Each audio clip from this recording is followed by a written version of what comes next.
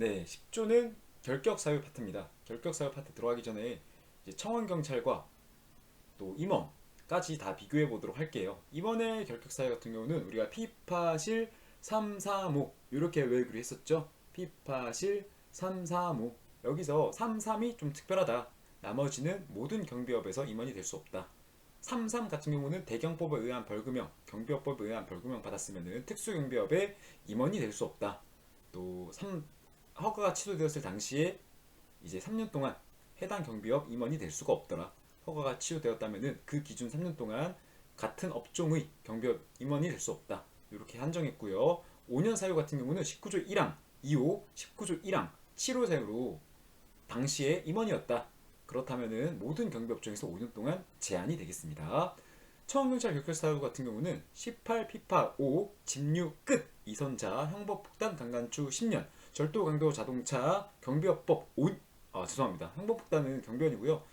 18피파 5 집류 끝 이선자 업무상 횡배 302 성 103 아동은 영원히 결격 이렇게 외우시고요. 경비원 같은 경우는 18피파 5 집류 중 형법폭탄 강간추 10년 절도강도 자동차 경비업법 5년 이렇게 결격 사유가 되겠습니다. 자, 그럼 풀어보도록 하겠습니다. 10조 1항 10조 1번 만 18세 미만인 자 피성년 후견인은 지도사 또는 경비원이 될 수 없다. 맞는 말 나왔고요. 2번 만 18세 미만인 자는 경비업 법인의 임원이 될 수 없다. 임원 결격 사유는 피파실 335이기 때문에 나이 제한 없다 그랬죠. 답은 X.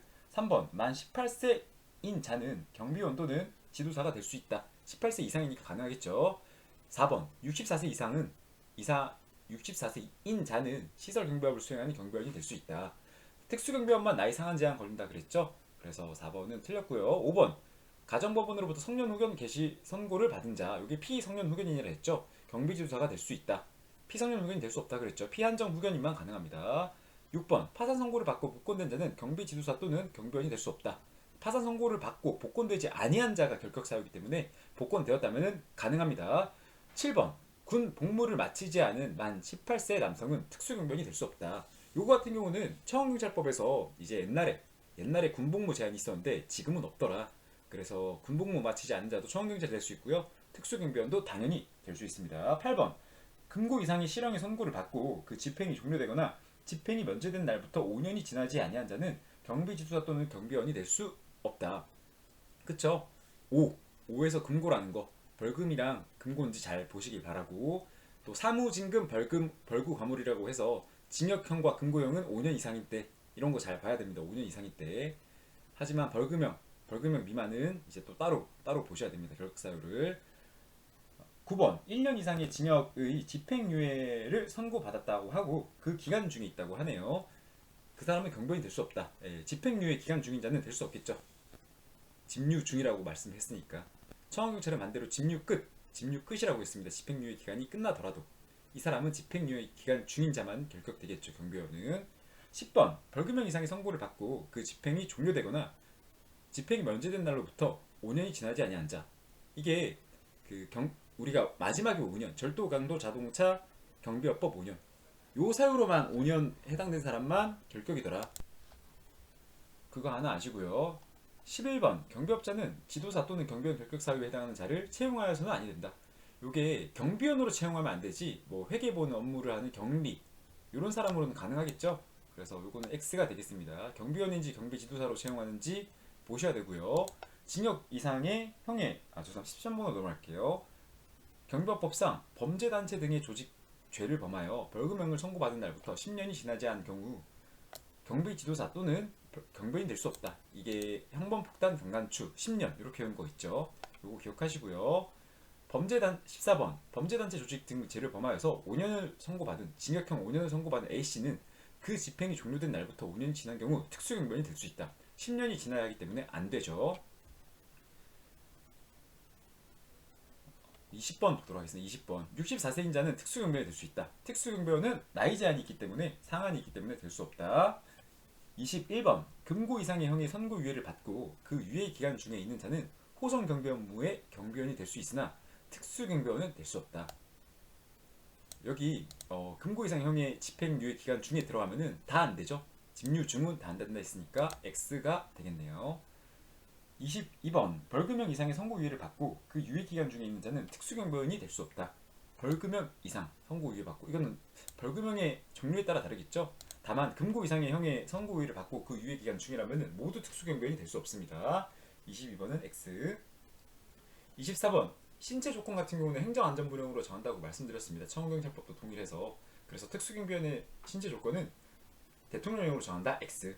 요게 팔다리 완전하고 두 눈 교정 시력, 맨눈 시력 0.2, 교정 시력 0.8 이상. 그래서 요거 25번 보시면요, 팔다리가 안전하고 두 눈의 교정 시력이 각각 0.2 이상인 사람은 특수경비원이 될 수 있다. 아닙니다. 정확한 법조문 자체는 두 눈의 시력이 0.2 각각 0.2 또는 0.8 이상인 자 이렇게 명시하고 있기 때문에 요거는 X가 되겠고요. 26번 심신상실자, 알코올 중독자 등 행정안전부령으로 정하는 정신적 제약. 요거는 제가 대통령령이라고 그랬죠. 약술상실은 대통령령, 약술상실 대통령령. 이 대통령령으로 정하는 게 깜빡하는 우울증 간질 전문의가, 깜빡하는 우울증 간질 전문의가. 자, 다시 요게 추가된 결격사유입니다.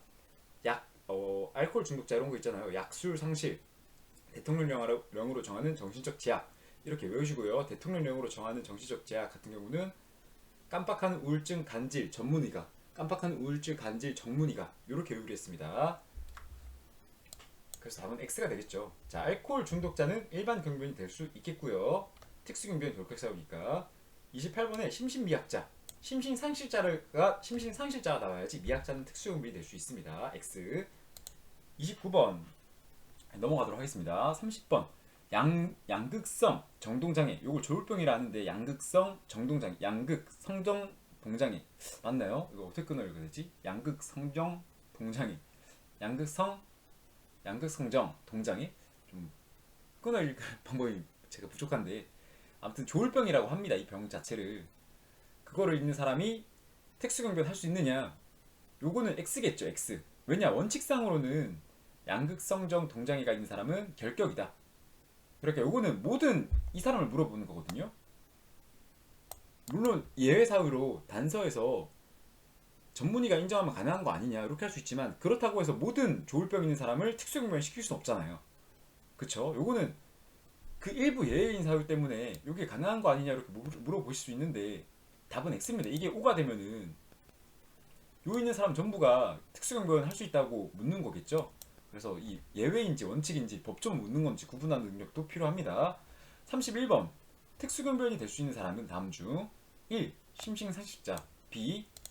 도박 중독자, C. 향정신성 의약품 중독자, D. 조현 정동장애자.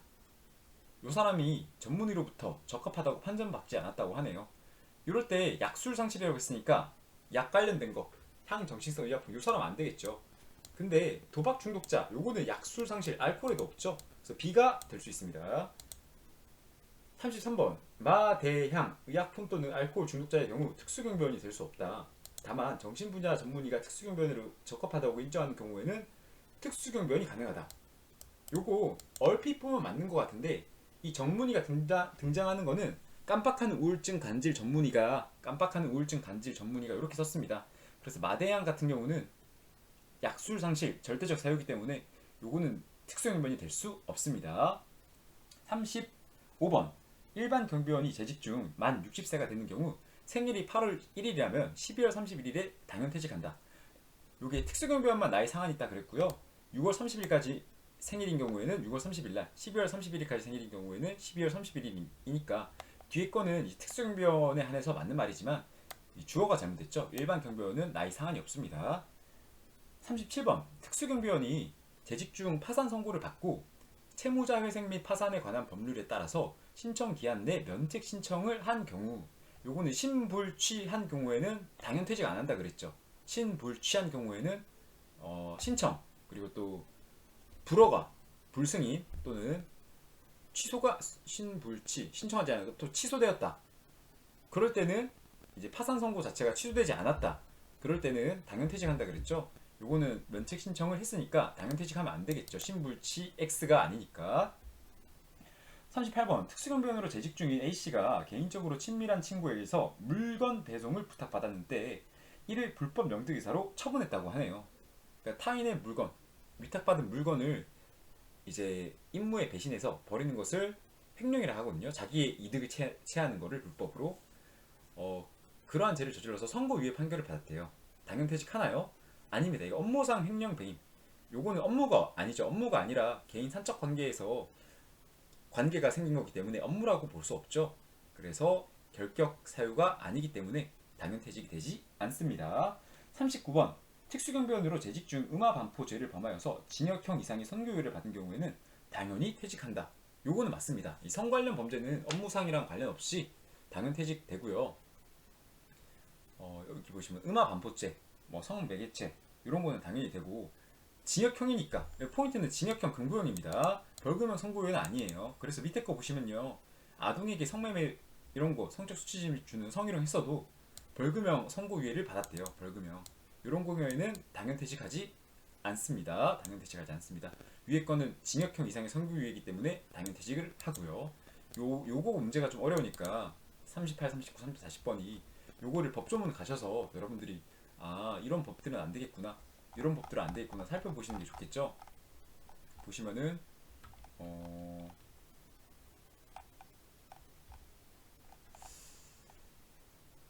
예, 금고 이상의 선고유예만 받은 경우, 여기 성범죄 관련돼서 직무와 관련하여 금고 이상의 형의 선고유예를 받은 경우에만 해당이 된다고 하네요. 요거 355, 365 같은 경우는 355, 356 같은 경우는 이제 직무와 관련한 횡령 배임죄를 말하는 거고요. 앞에 있는 거는 직무가 아니더라도 성 관련 범죄, 아청법 관련 범죄는 선고유예. 자, 뒤에 거 업무상 횡배라는 것만 기억하시고요. 앞에 거는 성범죄, 요거 금고 이상의 선고유예 받는 경우에만 당연퇴직되더라. 요거 좀 기억하면 좋겠습니다.